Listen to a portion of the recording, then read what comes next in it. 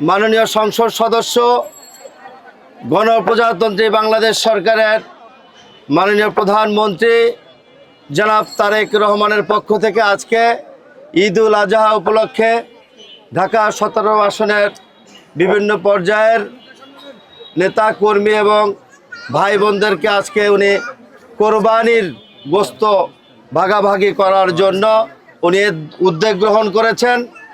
আজকে এই উদ্যোগকে যারা সহযোগিতা করেছেন তারা সকলে এখানে উপস্থিত আছেন। আমরা মাননীয় প্রধানমন্ত্রী জনাব তারেক রহমানকে ধন্যবাদ জানাই।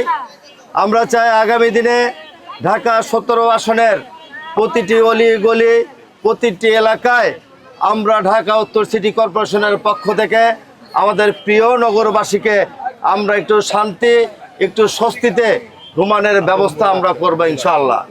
সেই কারণে আপনারা গত নির্বাচনে মাননীয় প্রধানমন্ত্রী জনাব তারেক রহমানকে আপনারা ভোট দিয়েছেন, ধানের শীষের পক্ষে ভোট দিয়ে তাকে জয়যুক্ত করেছেন।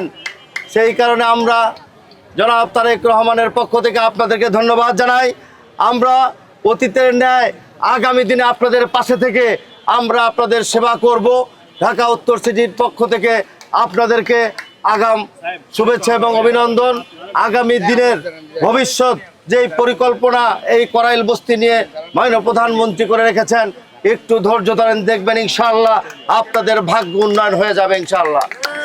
সবাই সুশৃঙ্খলভাবে দাঁড়ানোর জন্য আমি বিনীতভাবে আপনাদের প্রতি অনুরোধ করছি। আপনারা কষ্ট করে এখানে এসছেন এবং যারা পিছনে দাঁড়িয়ে আছেন আর একটু সময় অপেক্ষা করবেন, এক একজন করে আসবেন। আপনাদের কাছে আমি মাননীয় প্রধানমন্ত্রীর উপহার পৌঁছে দিব। আপনি নিছেন বাবা,